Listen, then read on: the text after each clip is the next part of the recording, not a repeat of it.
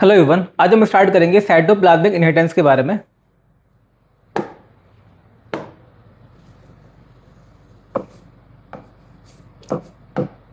Cytoplasmic inheritance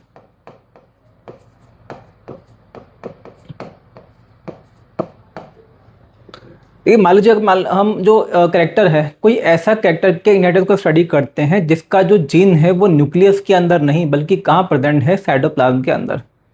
तो इस तरह का जो कैरेक्टर है उसका जो इनहेरिटेंस है, उसकी जो स्टडी है उसको हम क्या बोल देंगे, cytoplasmic inheritance. Study of inheritance of those characters which are controlled by genes present in cytoplasm.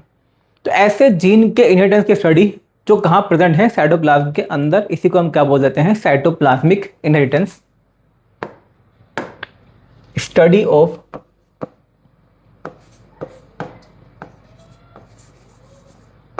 inheritance of study of inheritance of those characters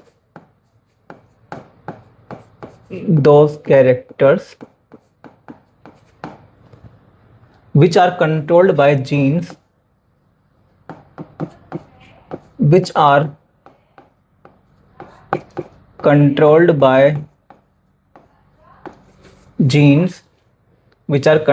by genes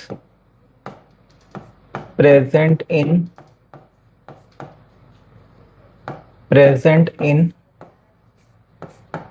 cytoplasm study of inheritance of those characters which are controlled by genes present in cytoplasm। कहने का मतलब simple सा ये है, ऐसे character के inheritance को study करना जिनके जो जीन है वो न्यूक्लियस के अंदर नहीं बल्कि कहाँ प्रेजेंट है, साइटोप्लाज्म के अंदर। इसी को हम क्या बोल देते हैं, साइटोप्लाज्मिक इनहेरिटेंस। देखिए, पहली बात तो ये आपको ध्यान रखना है कि जो हमारे जीन होते हैं, मैक्सिमम जीन तो प्रेजेंट होते हैं कहाँ पे, न्यूक्लियस के अंदर। लेकिन कुछ जीन ऐसे होते हैं जो कि प्रेजेंट होते हैं कहाँ पे, माइटोकॉन्ड्रिया के अंदर या मान लीजिए प्लास्टिड के अंदर। तो वो जो जीन है उनको हम क्या बोल देते हैं, साइटोजीन या साइटोप्लाज्मिक जीन। तो वो जीन जिस कैरेक्टर को रेगुलेट करते हैं उसी को हम क्या बोल देते हैं, साइटोप्लाज्मिक इनहेरिटेंस। जैसे मान लेते हैं हम कोई सेल है, ये हम मान लेते हैं ये कोई यूकैरियोटिक सेल है, यूकैरियोटिक सेल, और इसके अंदर प्रेजेंट है ये न्यूक्लियस। इसके अंदर क्या प्रेजेंट है, ये न्यूक्लियस। जो न्यूक्लियस प्रेजेंट है, न्यूक्लियस के अंदर क्या मिलेंगे, जीन मिलेंगे। न्यूक्लियस के अंदर डीएनए होगा, जीन होंगे इसमें। तो न्यूक्लियस के अंदर जो भी डीएनए होगा, जो भी जीन होंगे, ये है न्यूक्लियस। न्यूक्लियस के अंदर जो भी डीएनए होगा, जो भी जीन प्रेजेंट होंगे, उसको तो हम बोल देते हैं क्या, कैरियोजीन। न्यूक्लियस में जो भी जीन प्रेजेंट होंगे उनको हम क्या बोलेंगे, कैरियोजीन। कैरियो का मतलब क्या होता है, न्यूक्लियस। हमारे जो मैक्सिमम जीन है वो कहाँ प्रेजेंट होते हैं, न्यूक्लियस के अंदर। अब बात आती है साइटोप्लाज्म की। जो साइटोप्लाज्म होता है, वो जो साइटोप्लाज्म है, साइटोप्लाज्म के अंदर भी कुछ जीन प्रेजेंट होते हैं। हम अपनी बात करें तो हमारे अंदर मिलता है माइटोकॉन्ड्रिया। अगर प्लांट की बात करें तो प्लांट के अंदर तो माइटोकॉन्ड्रिया तो होता ही है, प्लांट के अंदर प्लास्टिड्स भी होते हैं। माइटोकॉन्ड्रिया एंड प्लास्टिड ये ऐसे ऑर्गेनल हैं जिनके अंदर डीएनए प्रेजेंट होता है। जब डीएनए मिल रहा है तो मतलब क्या मिलेंगे, जीन भी मिलेंगे। तो जो साइटोप्लाज्म है, साइटोप्लाज्म के अंदर होते हैं कुछ ऑर्गेनल्स। साइटोप्लाज्म के अंदर एक्चुअल में क्या होते हैं, कुछ ऑर्गेनल्स होते हैं, जैसे कि माइटोकॉन्ड्रिया,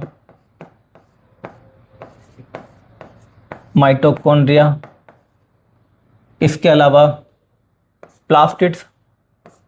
प्लांट की अगर बात करें तो उसमें क्या मिलेंगे, प्लास्टिड्स मिलेंगे, जैसे कि क्लोरोप्लास्ट, ल्यूकोप्लास्ट, क्रोमोप्लास्ट।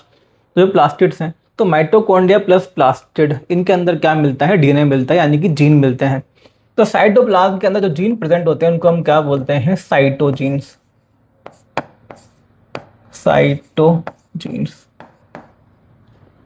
जो हमारे मैक्सिमम जीन है वो तो कहाँ मिलते हैं, न्यूक्लियस के अंदर, उनको हम क्या बोलेंगे, कैरियोजीन। मतलब हमारे जो मैक्सिमम कैरेक्टर है, मैक्सिमम कैरेक्टर को रेगुलेट करने वाले जो जीन है वो कहाँ मिलते हैं, न्यूक्लियस के अंदर, यानी कि वो होते हैं क्या, कैरियोजीन।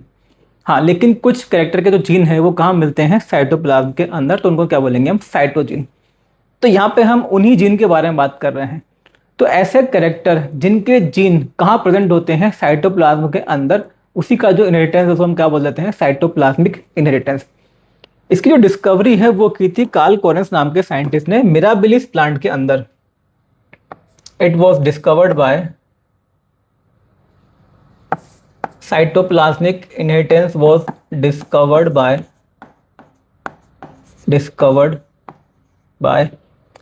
Corens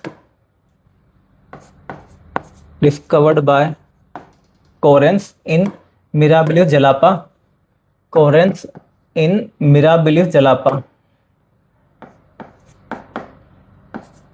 In Mirabilis jalapa। देखिए, कोरेंस वही है जिन्होंने कि मेंडल के वर्क को रिडिस्कवर किया था। जो 3 साइंटिस्ट थे उनमें से एक कौन थे, कोरेंस। और ये नाम है किसका, प्लांट का। तो कोरेंस नाम के साइंटिस्ट ने मिराबिलिस जलापा प्लांट के अंदर डिस्कवर किया था किसको, साइटोप्लाज्मिक इनहेरिटेंस को। एक्चुअल में कोरेंस ने देखो मेंडल के वर्क को जब रिडिस्कवर किया गया उसके बाद में कोरेंस ने कई सारी अपनी स्टडी स्टार्ट की। कोरेंस ने कई सारे जो एक्सपेरिमेंट थे वो परफॉर्म किए थे किसके ऊपर, मिराबिलिस जलापा के ऊपर। जो मिराबिलिस प्लांट है इसी पे उन्होंने डिस्कवर किया था किसके बारे में, इनकम्प्लीट डोमिनेंस के बारे में। और इसी प्लांट को डिस्कवर करते हैं किसके बारे में, साइटोप्लाज्मिक इनहेरिटेंस के बारे में। एक्चुअल में हुआ क्या, देखिए मेंडल ने जो भी क्रॉस किया था, मेंडल परफॉर्म करते थे क्या, रेसिप्रोकल क्रॉस। और जो रेसिप्रोकल क्रॉस होता है उसका जो रेशियो है मेंडल को हमेशा कैसा मिलता था, सेम। लेकिन जो कोरेंस थे, कोरेंस ने कुछ ऐसे कैरेक्टर लिए जिनका जो रेसिप्रोकल क्रॉस का रेशियो है वो उनको सेम देखने को नहीं मिला, और उसकी वजह से डिस्कवरी होती है किसकी, साइटोप्लाज्मिक इनहेरिटेंस की। अब देखिए डिफरेंस क्यों आता है। एक्चुअल में होता क्या, अगर मान लीजिए कुछ ऐसे जीन है जो कि न्यूक्लियस के अंदर प्रेजेंट है, अगर कोई जीन न्यूक्लियस के अंदर प्रेजेंट है उसके लिए अगर रेसिप्रोकल क्रॉस को किया जाएगा तो जो रिजल्ट है वो कैसा आएगा, सेम आएगा। लेकिन अगर मान लीजिए जो जीन है वो प्रेजेंट हो कहाँ पे, साइटोप्लाज्म के अंदर, तो उसके लिए जब परफॉर्म करते हैं क्या, रेसिप्रोकल क्रॉस, तो जो रिजल्ट आता है वो कैसा आता है, डिफरेंट आता है। इसको हम यहाँ पर समझ सकते हैं। देखिए होता क्या है, जैसे हम बात करते हैं male gamete and female gamete के बारे में। Male gamete and female gamete इन दोनों के मिलने से क्या बनता है, जायगोट बनता है। Mail gamete and female gamete का जो कंट्रीब्यूशन है जायगोट के फॉर्मेशन में वो इक्वल नहीं होता है, वो होता है अनइक्वल। जो मेल गैमेट है, male gamete is just nucleus. जो साइटोप्लाज्म है उसको कैरी करने का जो काम है वो तो मेनली किसका होता है, फीमेल गैमेट का। भाई मेल गैमेट बहुत छोटा होता है, वो केवल न्यूक्लियस होता है। जो फीमेल गैमेट है, फीमेल गैमेट के पास में न्यूक्लियस तो होता ही है, साथ साथ क्या होता है उसके पास में, साइटोप्लाज्म भी। तो female gamete carries nucleus plus cytoplasm. तो इसकी वजह से जो डिफरेंस है वो हमें देखने को मिलता है। जैसे मान लेते हैं ये बना रहे हैं हम मेल गैमेट, मेल गैमेट, और यहां लिख लेते हैं क्या, फीमेल गैमेट।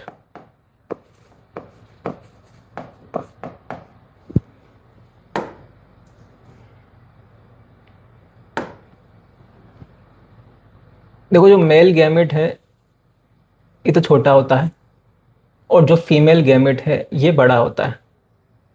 फीमेल गैमेट बड़ा होता है। जो मेल गैमेट है, male gamete is just nucleus. Male gamete क्या है, just nucleus. Male gamete just provides nucleus, केवल न्यूक्लियस प्रोवाइड करता है। साइटोप्लाज्म जो है इसके अंदर होता है निग्लिजिबल। बट जो फीमेल गैमेट है, फीमेल गैमेट के पास में न्यूक्लियस भी होता है, एंड फीमेल गैमेट के पास में साइटोप्लाज्म भी होता है। फीमेल गैमेट के पास में दोनों चीज होती है, nucleus plus cytoplasm. Mail gamete and female gamete जब इनका होता है फ्यूजन, इससे क्या बनता है, जायगोट बनता है। इससे बनता है जायगोट। तो मान लेते हैं ये बन गया जायगोट, ये बन गया क्या, जायगोट। तो जायगोट है, इसके पास में जो न्यूक्लियस है वो दोनों से आता है। Male gamete plus female gamete दोनों का जो न्यूक्लियस है वो आके फ्यूज हो जाता है और जायगोट के न्यूक्लियस को फॉर्म करता है। तो ये हो गया जायगोट का न्यूक्लियस। लेकिन इस जायगोट के पास में जो साइटोप्लाज्म है, इस जायगोट के पास में जो साइटोप्लाज्म है ये केवल कहां से आता है, ये आता है केवल फीमेल गैमेट से। ये केवल आता है कहां से, फीमेल गैमेट से।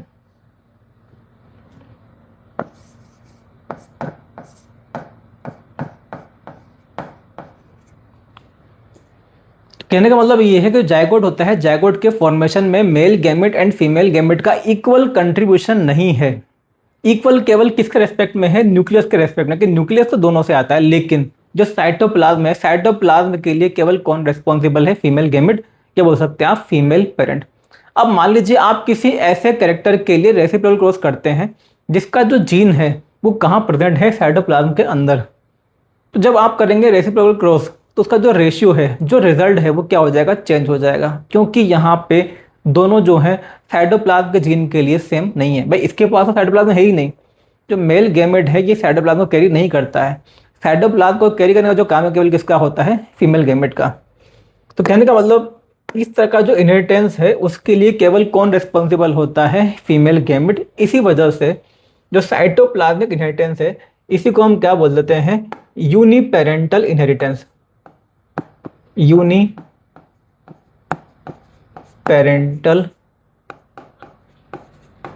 इनहेरिटेंस पे हम बात कर रहे हैं कि साइटोप्लाज्म के अंदर जीन होते हैं, जैसे कि माइटोकॉन्ड्रिया के अंदर या प्लास्टिड के अंदर, लेकिन जो साइटोप्लाज्म है, साइटोप्लाज्म को कैरी करने का काम करता कौन है? केवल फीमेल गैमेट। तो यहाँ पे जो भी कैरेक्टर होगा उसके लिए कौन रिस्पॉन्सिबल होगा? फीमेल गैमेट या फीमेल पेरेंट। इसलिए क्या बोलते हैं इसको? Uniparental inheritance. और जो यूनिपेरेंटल है एक्चुअल में हम बात कर रहे हैं किसके बारे में? फीमेल के बारे में। केवल यहाँ पे जो इनहेरिटेंस है उसके लिए कौन रिस्पॉन्सिबल होता है? केवल female. That's why this cytoplasmic inheritance is also known as maternal inheritance. इसी का दूसरा नाम क्या है? Maternal inheritance. Cytoplasmic inheritance is also known as maternal inheritance because only female gamete और female parent is responsible for transmission of character. क्योंकि ये वाले जो जीन है जो कि साइटोप्लाज्म में होते हैं उनको कैरी करने का जो काम है केवल किसका होता है? फीमेल गैमेट का होता है। जो जो कैरेक्टर फीमेल गैमेट के पास में होगा वही जो कैरेक्टर है हमें प्रोजेनी के अंदर देखने को मिलता है। यहाँ पे मेल गैमेट का कोई फंक्शन नहीं होता अगर हम बात करें उन जीन के बारे में जो कहाँ प्रेजेंट है? साइटोप्लाज्म के अंदर। तो ये आपको ध्यान रखना है। अब हम बात करेंगे कुछ एग्जाम्पल्स के बारे में।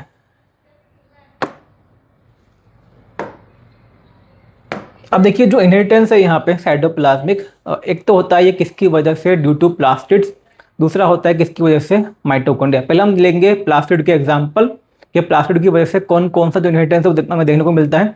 उसके बाद हम एग्जाम्पल लेंगे किसके बारे में? माइटोकॉन्ड्रिया के बारे में। तो पहले हम देखेंगे ड्यू टू प्लास्टिड्स।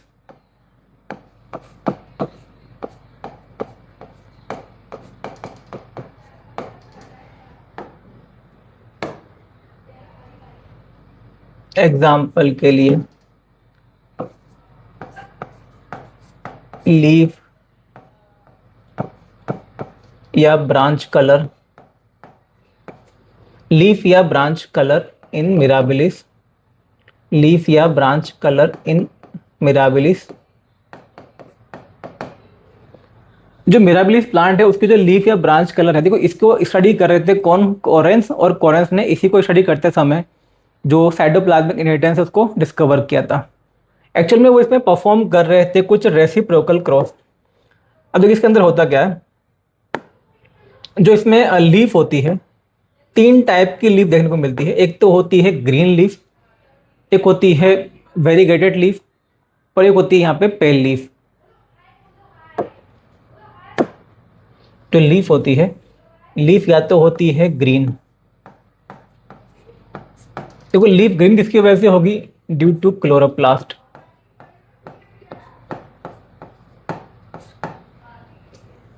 जो लीफ है मिराबिलिस की वो या तो कैसी होती है? Green.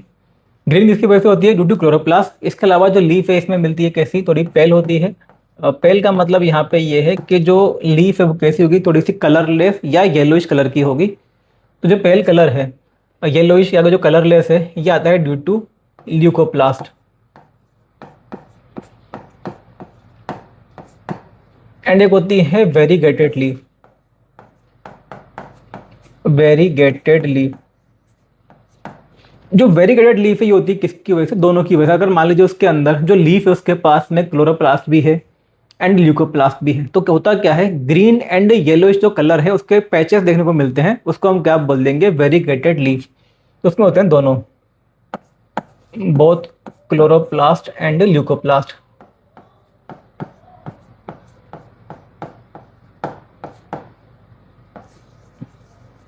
And leucoplast.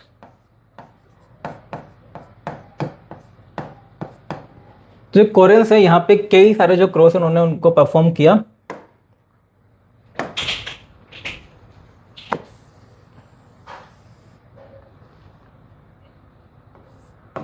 Male parent and female parent. Male parent and यहाँ पे लिख लेते हैं हम क्या, फीमेल पेरेंट।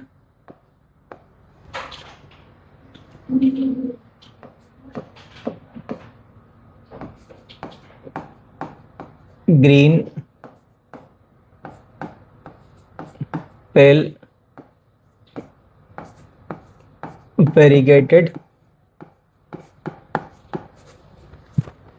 जो फीमेल पेरेंट है वो हम यहाँ पे लेंगे क्या, ग्रीन। तीनों केस में इन्होंने क्या लिया, ग्रीन।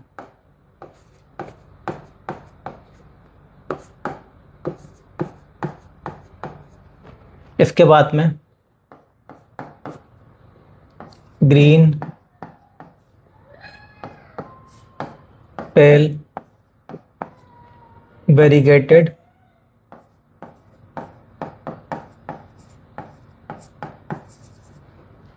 इसे क्रॉस किया ऐसे मिराबिलिस प्लांट से जिनकी जो लीफ है वो कैसी थी, पेल, थोड़ी सी येलोइश या colourless.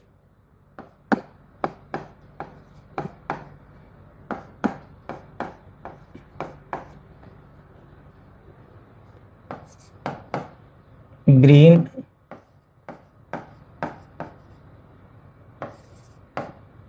Pale and variegated.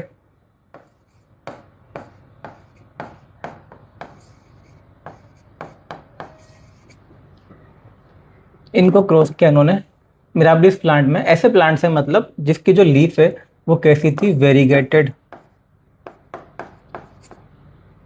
Variegated.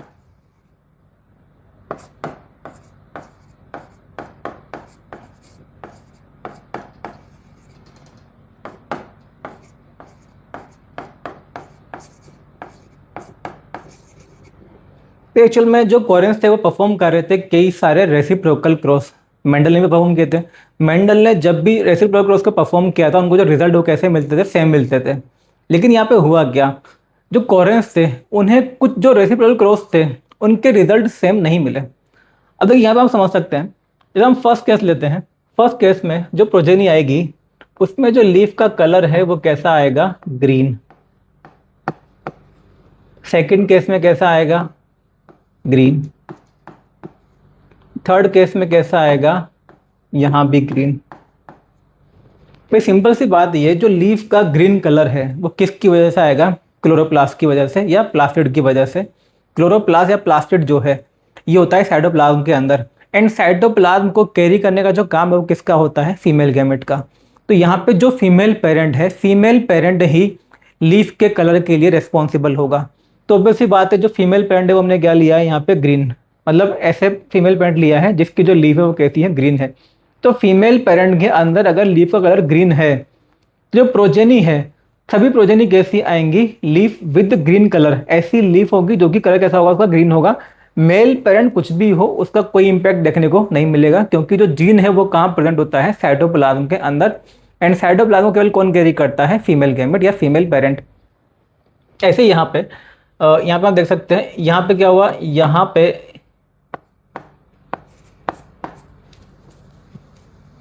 जो रिजल्ट आता है इन तीनों के अंदर, जो लीफ का कलर है, प्रोजेनी में जो लीफ का कलर कैसा आता है, पेल आता है, मतलब थोड़ा सा येलोइश टाइप का कलर आता है। एंड अब ये तीन जो है लास्ट के, यहाँ पे क्या होता है, देखो यहाँ पे जो लीफ का कलर है वो ग्रीन भी आ सकता है, पेल भी आ सकता है, एंड वेरीगेटेड भी आ सकता है। ग्रीन, पेल या वेरीगेटेड। यहाँ भी ग्रीन, पेल या वेरीगेटेड। देखिए 1 2 3 4 5 6, ये तो आप समझ ही गए होंगे कि यहाँ पे जो फीमेल पेरेंट है वो ग्रीन है, तो प्रोजेनी कैसे आएगी, लीफ कैसी होगी, ग्रीन होगी। 4 5 6 पेल कलर है, तो यहाँ पे जो प्रोजेनी है वो उसका जो लीफ का कलर कैसा होगा, पेल होगा। लेकिन यहाँ पे आप देखोगे जो 7, 8, 9 है, यहाँ पे जो लीफ का कलर है वो ग्रीन भी हो सकता है, पेल भी हो सकता है एंड वेरीगेटेड भी हो सकता है। इसके बारे में अगर हम समझेंगे, एक और चीज़ आपको ध्यान रखनी है, जैसे हम बात करते हैं यहाँ पे क्रॉस नंबर सेकंड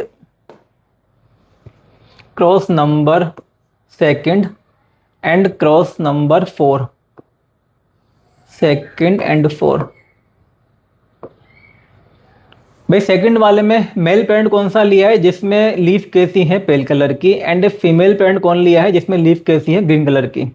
जो 4 वाला है उसमें मेल पेरेंट कैसा लिया है जिनमें लीफ कैसी है green colour, and female parent कौन सा लिया है जिसमें जो लीफ है वो कैसी है पेल कलर। कहने का मतलब ये है सेकंड एंड 4 ये कैसे हैं, ये है रेसिप्रोकल क्रॉस।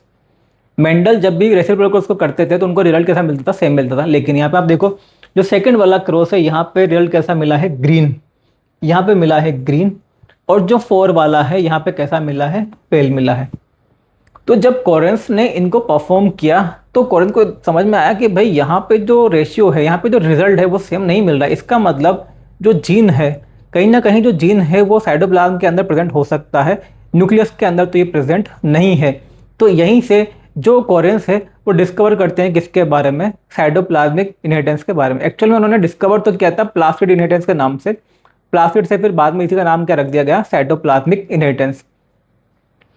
अच्छा, जो 7, 8, 9 है, यहाँ पे देखो 3 टाइप की जो प्रोजेनी है वो हमें इसलिए देखने को मिलती है। यहाँ पे आप इस तरह समझ सकते हैं, जब म्यूसिस होता है, म्यूसिस जब होगा गैमेट बनेंगे। म्यूसिस यानी कि डिवीजन जो है, जब सेल डिवीजन होता है तो उसमें पहले तो होता है क्या, कैरियोकाइनेसिस, उसके बाद में क्या होता है, साइटोकाइनेसिस।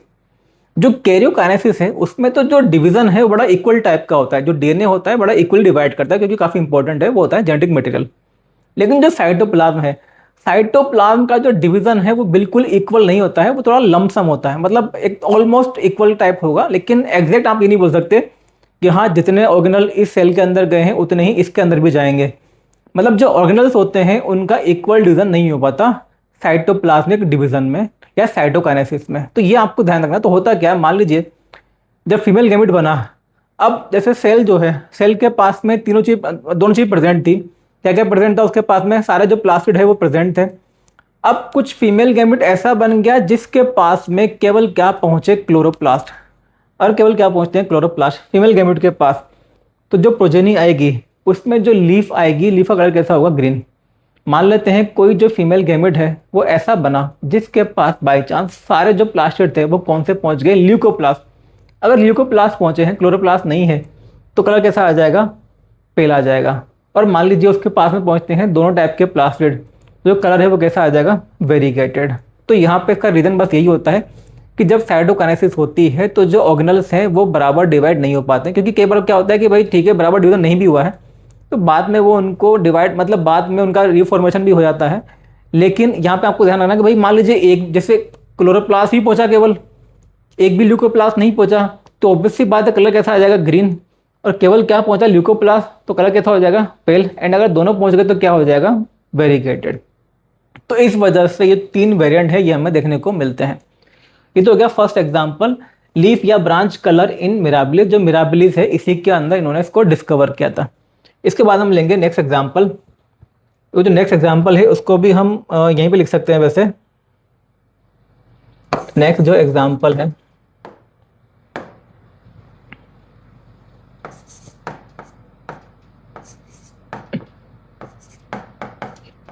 Albinism in plants. और प्लांट के अंदर जो एल्बिनिज्म है ये लीथल होता है, मतलब इसकी वजह से डेथ हो जाती है। देखो जो एल्बिनिज्म है, वैसे तो इसको एल्बिनिज्म तो खैर ह्यूमन बीइंग के अंदर भी होता है, बाकी के जो एनिमल्स हैं उनके अंदर भी होता है, प्लांट के अंदर भी होता है।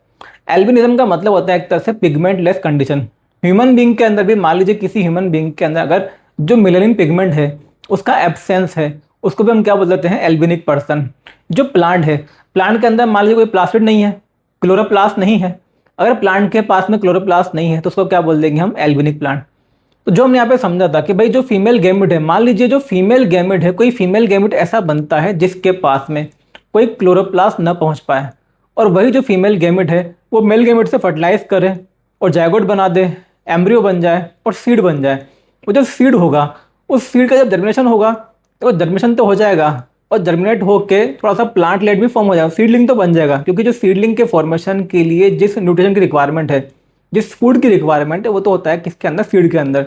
तो सीड के अंदर जो स्टोर्ड फूड होता है उससे सीडलिंग का फॉर्मेशन तो हो जाएगा, लेकिन जो लीफ बनेंगी, लीफ के अंदर क्लोरोप्लास्ट नहीं होगा। जो लीफ है, जब क्लोरोप्लास्ट ही नहीं है तो आगे चल के जो लीफ है वो फोटोसिंथेसिस नहीं कर पाएंगी, और इसका जो प्लांट है वो सर्वाइव नहीं कर पाएगा, उसकी डेथ हो जाएगी। तो ये आपको याद रखना है। एल्बिनिज्म इन प्लांट कैसा होता है, लीदल होता है। लीदल मतलब जिसकी वजह से क्या होती है, डेथ होती है।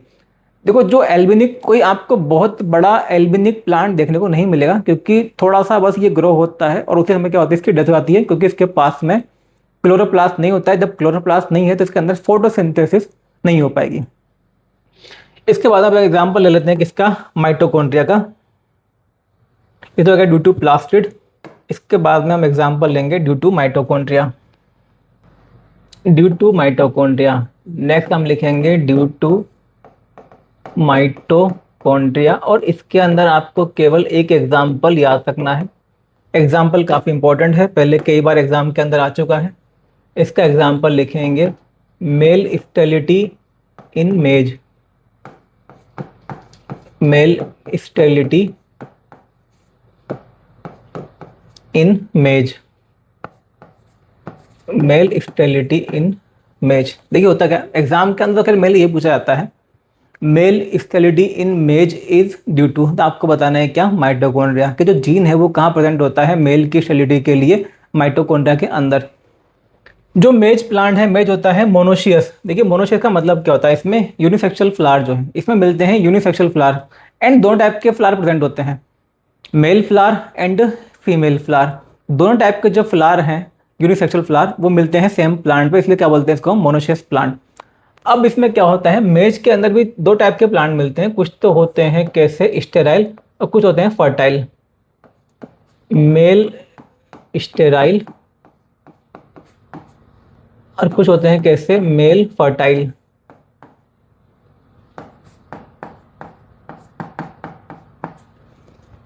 मेज के अंदर दो टाइप के प्लांट मिलते हैं, एक तो होते हैं कौन से, मेल स्टेराइल, दूसरे कौन से होते हैं, मेल फर्टाइल। देखो जो फीमेल वाला पार्ट है वो तो पूरा फर्टाइल होगा, लेकिन मेल के केस में देखें तो दो टाइप के प्लांट मिलेंगे यहाँ पे, male sterile and male fertile. अब देखो होता क्या है, ये मेल स्टेराइल जो है इसका मतलब क्या है एक्चुअल में, मेल स्टेराइल इसमें होगा क्या, जो मेल फ्लावर है, मेल फ्लावर में जो स्टेमन होता है, स्टेमन के अंदर जो एंथर होता है, एंथर के अंदर पोलन ग्रेन का फॉर्मेशन नहीं होता है। तो एंथर के अंदर अगर पोलन ग्रेन नहीं बनेंगे तो इस तरह का जो मेज का प्लांट है, तो हम क्या बोल देंगे, मेल स्टेराइल।